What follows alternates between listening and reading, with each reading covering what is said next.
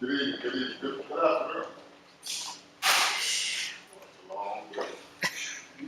My name is Gerald Thompson. I am the co-founder and executive director of an organization known as Pathways to Your Future, which is 60 years old this month. Pathways to Your Future originally started in 1989 when I got sober. It was originally building on sobriety. I'll tell you a little bit about my history. I've been here just for a little while, and I've listened to both the speakers from home and the speakers from home, and then I listen to my friends, and I go, wow, I'm much older. I'm at least 20 years older than most of them, but I have the same story. How could that be? How could my generation end up still being going on in their generation? Or their generation still going on in my grandson's generation? And Taco kind of touched on that. A little history about me. I was born and raised on the east side of Los Angeles, not this far east. My generation, blacks lived on Central Avenue, about Birmingham. I was born on Birmingham Hooker. I'm originally out of the gang known as the Businessmen on 51st and Avalon. I was a baby businessman because stuff was going on before I became old enough to know what was happening. I got involved in gangs because two women from the Businessmen, I was on my way home. I just taken some pictures at 49th Street School. We were getting ready to graduate. I was getting ready to graduate from the 6th grade. And I was a block from my house, and two girls walked up to me and asked me to give them some money. Now, I'm only child, but I was raised with 13 cousins, all in the same house on 54th Street, Avalon, McKinley. A two-bedroom in the corner in the back in the dark.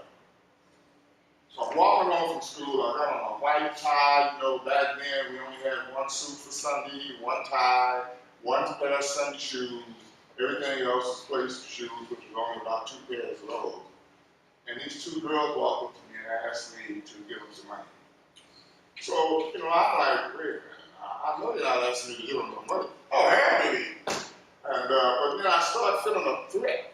And I didn't know them. You know, I go to the park, I swim every weekend, or every summer when I'm at the park, I went out to the park. Everybody knew me, they knew my block. And one of them tried to put their hand in my pocket. I hit her. I busted her up, then I busted her friend up, and then I kicked them. I mean, this violence came out of me of survival that I had never seen before at that level. And when I walked away, I spit on them, and I went home. And the next day I went to the park, I was a different Gerald.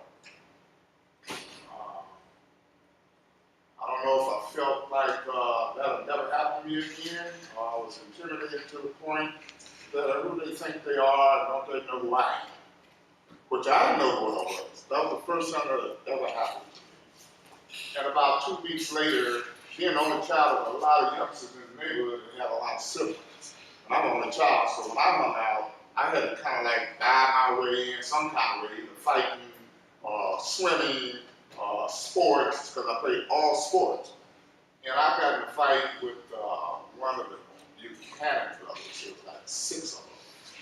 I didn't want to fight him. He was my homeboy. We're all from the same park. We're in the park. He mad for some reason, I don't know to this day. And he rushed me, swole up on me, and I looked at him like, come on, dog, get off of me. And he swung at me, and I moved out the way. I didn't want to fight. He's my homeboy. I was raised to like, if you're my homeboy, we go down like this. We don't go down like each other. We go down back to back if we have to. So this was kind of unusual for me. It was the first experience I had. And so I had to bust him up. And I felt really bad about that. I said, damn, I had to beat up my own homeboy. I didn't like that. It took me about 5 years to actually realize that I didn't want to be involved in gangs no more. So I created my own gang. I started I lived on 54. So that block was my block. It was called 5-4. My mother moved to 56th Street. Well, she moved to 78th in town first, which was in the Slauson neighborhood. I just realized something when I said my mother, right? I recall the first time I ever been slapped by my mother. And the reason she slapped me, because she was talking to me, and I had gum in my mouth, and I kept talking to her, and she said, you can't talk with gum in your mouth. What do you mean you can't talk with gum in your mouth? And she slapped me. And so I'm going to take this gum out of my mouth. I don't know about you, but mamas be having a way of stuff sticking on you. Sometimes that's something that you learn from your mother that you might not have thought you learned, and later on in life you go, oh, I don't remember mama said don't do that. So I'm making sure I take my gum out of my mouth. So forgive me, mama.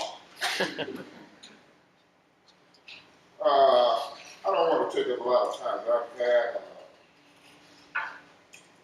I've listened to my comrades and colleagues, and I think about the work that we do, the industries and programs that we've created in order to change the lifestyles of our own to benefit others that might have similar lifestyles today. Our organization, as I was saying, is 27 years old in 2 weeks. Pathways to the Future is 16 years old, and I'll share with you where Pathways to the Future came from. Here, most of you talk about homeless youth. And I've never been homeless because my mother always took care of me, but my mother moved a lot. We moved from 54th and out between Avalon and McKinley to 78th in town, directly across the street from Fremont High School. And I ended up having to go to Edison Junior High School, what became known as the Slausons were, which was our immediate rival bank. And there was only 2 businessmen in the whole school of Edison Junior High School, and I was one of them. So I had to stay low key. I'm not the one that's going to walk around talking about, I'm from the businessman, I'm surrounded by 500 Slausons. It ain't that serious on mine. I know how to come back and make sure I get home safe. That's what I make sure I'm on the job. But I ended up fighting almost every day, being chased home from Edison almost every day for the first 6 months that I lived on 78th in town. And somewhere along the way, they started sending guys that were going to be jumped in the Slauson. They had to fight Gerald. They would bring guys to my house, knock on my door, and said, yeah, you're going to fight Gerald. Come on out, Gerald. I'm like, what? I've done that 3 times, and each time I was still along. I recall this one guy that they brought to the house for me to fight, and I beat him up so bad, somebody handed him a knife and said, why are you handing him a knife? So he could do something to me. And I'll never forget that. I lost all respect for that group of Slausons at that time. Because one more time, there was no unity on my mind. That I was becoming a victim again, and I'm my only child, and I have no other option but myself. I don't have anything, even though I have 13 cousins. None of my cousins are like me. None of them have ever been in jail. None of them ever smoked weed. None of them ever drank. Everybody went to school. So I've always felt like I was the only one, even though I was raised with 13 kids. Long story short is my mother moved to 56 in the Army, between the Army and Buffalo. She moved right into the next game, rival game that I had to fight. It was called the Gladiators. You guys see at C5 every week one of my rival game members, Rev. Baker. And it's amazing how we roll together today like never, ever before. You never saw us together. Never saw us together. But when my mother moved to the Gladiator neighborhood, nobody knew that I was from a businessman, because one more time, I'm only child, and I just moved from the Slauson neighborhood, so if I said anything, they thought I was a Slauson, because that was the last hood I moved from. When in actuality, the Slausons thought I was a Slauson. They didn't know I was from a businessman. I had to protect Gerald. So me and Baker, I just love Baker. We're together all the time today, but I only say that because I thought about it, when I say Gladiators. That's the only person I think about right now would be him. He's one of the few of them that are still alive. When I turned 19, I was about a full-blown weed head, pill head, drinker. I also had a low-riding club. I had probably one of the fastest 55 triggers in that neighborhood at that time. And I converted about 3 times. One from racing, then to low riding, back to hot riding, until I got a Monza when Monzas came out.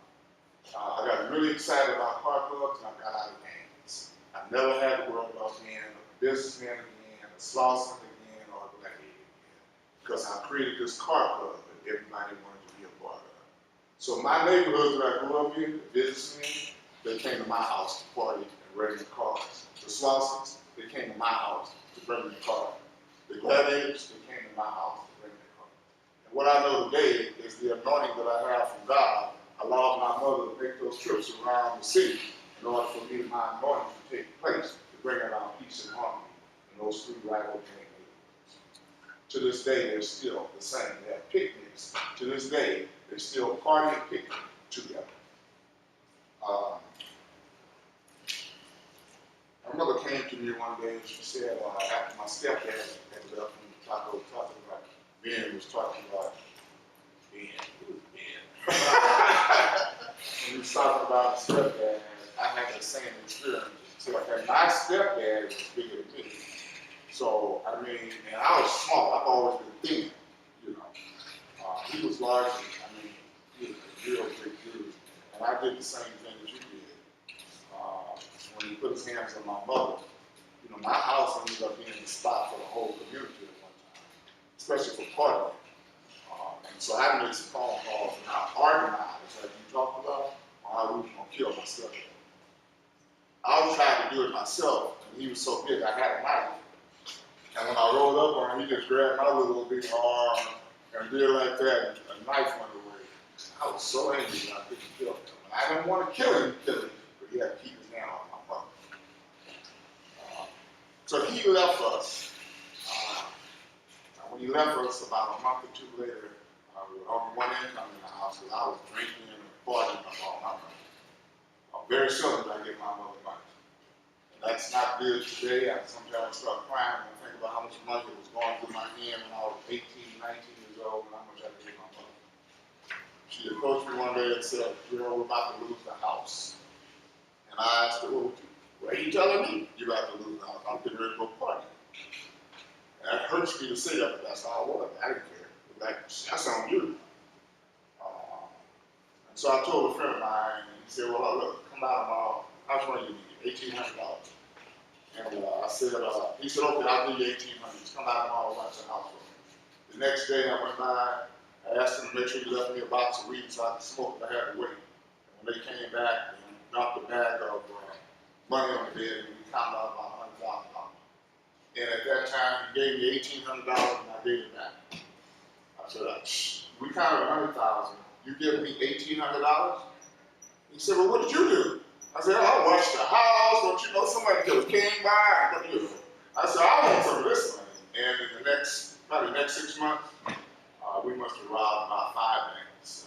We actually classified, labeled by the FBI as a Mustang gang. That's because we used to steal hot wire Mustangs, rob the banks in the Mustang, park the Mustangs down the street, switch cars, and pull off. We never got caught.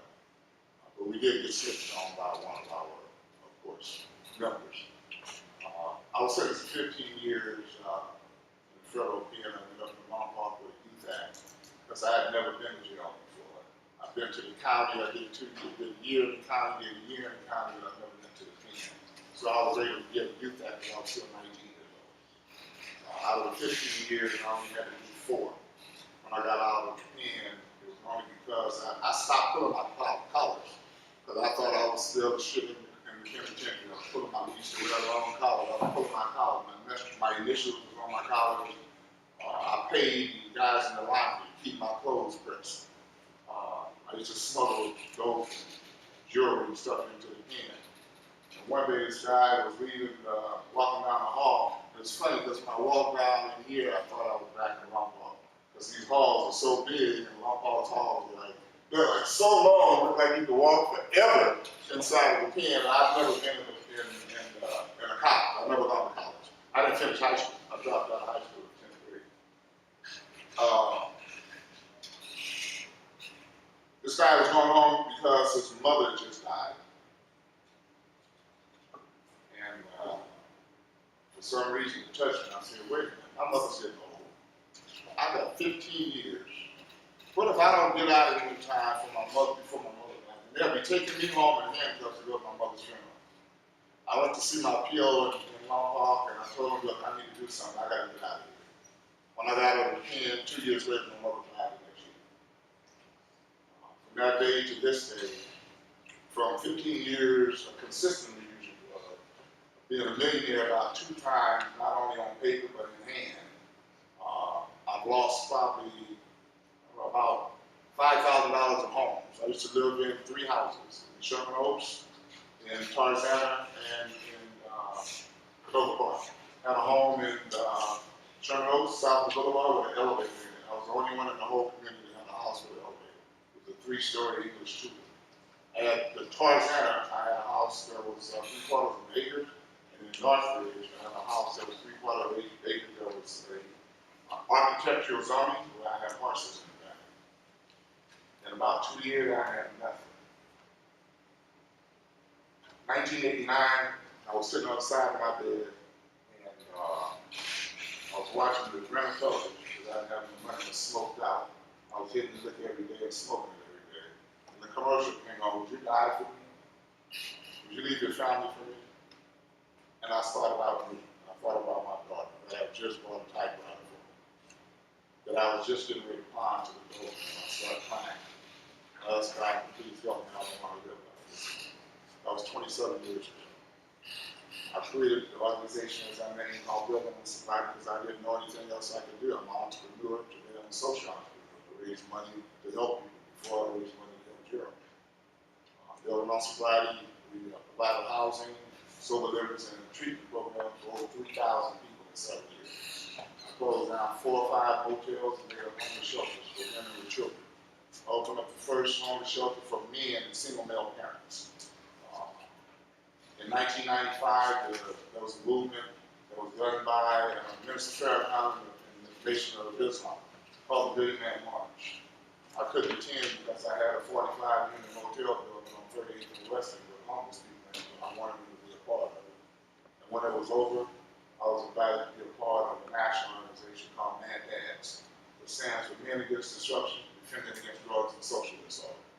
That movement, from that day to this day, brought me to where I am now.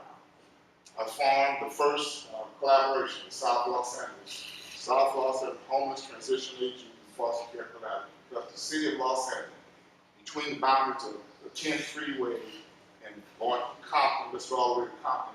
If you go west, you go all the way to Los Angeles. If you go east, you go all the way to Compton Boulevard. There are no specific services for transition age youth, ages 16 to 25 years old, especially housing. 3 years ago, when I created the collaborative, I brought together probably eventually 500 organizations, including the city and county organization and all of the city council district. And that organization is still going on today. Last year, I closed with this. I opened up the first transitional housing, homeless shelter for the wintertime. There's never, how could you have homeless kids, and the number was like tremendous. I was going to bring some stuff, I don't believe that alone. The numbers are big. In 2013, there were 3,900 homeless transition age youth in the city of Los Angeles. In 2015, there were 6,000 homeless transition age youth. This year, the numbers are they're a little less for one reason. This year, when I opened up the homeless shelter in the wintertime, it knocks the number down to from 3,000 kids that would have been homeless this year already, with not homeless because we have a homeless shelter for them during the wintertime.